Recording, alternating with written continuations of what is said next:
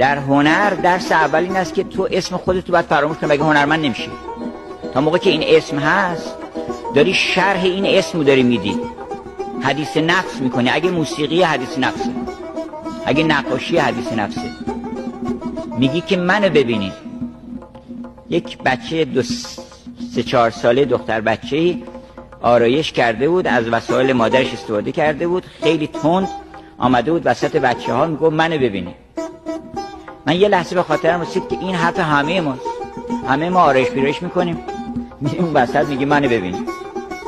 اون کسانی که گفتن او رو ببینید اونها توفیق پیدا کردن. مثل سعدی که گفت ماه نو هر که ببیند به همه کس بنماید. من خم ابرو که تو داری به همه کس بنماید.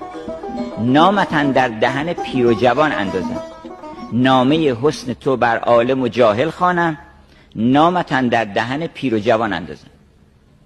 بنابراین اصل هنر این است که تو نباشی و شرح او رو، شرح جمال او رو، حالا یا به موسیقی یا به نقاشی یا به مجسمه یا به هر چی که هست،